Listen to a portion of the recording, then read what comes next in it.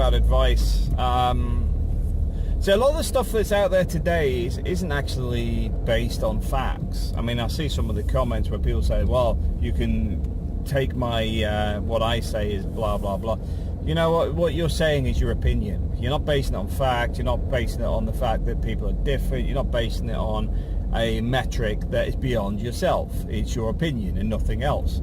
I mean, this is the thing with Jordan Peterson. The information that he brings forward is often based, well, nearly always based on studies that others have made, which is why I understand where Jordan Peterson comes from. The same with the whole MGTOW thing. And then I get people in MGTOW going, oh, you can't be MGTOW because you actually turn around and are married. It's like, but I understand why people are MGTOW, which is why you can talk about it. It's not an exclusive club. But anyway, the point being is, advice is something you listen to, and it's your choice to take it on or not. And that's one of the life lessons I would say, is simply do what suits you. Now, it doesn't mean that the advice you're getting is always right or wrong. It just means that you have to make that decision as such. You have to take responsibility for your actions with it as well. The advantage of doing that is that when somebody tells you something, and the reason I bring this up, this is what I do with everything, this is how I've got on in life, is people will tell me something that's specific. And I was arguing with somebody this week on something business related, and they're going, well, it's been all right for 10 years. And I'm like, no, it's been wrong for 10 years. You've got away with it because the accountability and problems don't appear until year 12. But anyway, the point being is that is somebody that is dictating to me because they've been doing it wrong for a decade, that I must be doing it wrong and I'm entitled to my opinion. The problem you've got with that is mine's not an opinion, it's an industry standard. And I'm trying to introduce an industry standard that actually works and is proven to work and actually has a whole ream of stuff of why you do it that specific way. But in life, you'll get people say you have to listen to such and such because they're your elder, you have to do this because of this. That's where things start to go a bit, because it's all right listening to elders who have something to offer, but often, sorry, you just pull out the parking space and pull right across me, don't mind me.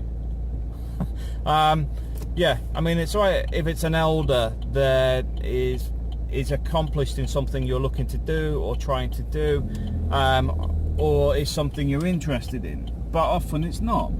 A lot of it is they're basing their life as what worked for them in a niche. For example, say they worked at the same factory for 30 years.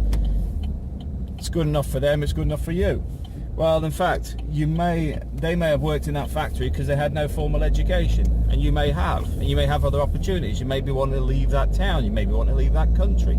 But the whole point is, it's all right to take the information on board, because with relatives sometimes it's worth doing. I mean, I've got to admit, I don't take any information on board with any relatives anymore. But the point being is, when you're younger, there is often consequences if you don't listen to them. Are you crossing or just waiting? Are you crossing? No, just standing at the crossing. Okay. Yeah, so the point being is the information may not be relevant, but when you're younger, it's a case of maybe you're close with these relatives and you get earache off your parents or something, that something doesn't work or whatever. Yet you find in life, the people that have often got on have had a very small business or an idea that they've had the time to develop and evolve into something much, much bigger.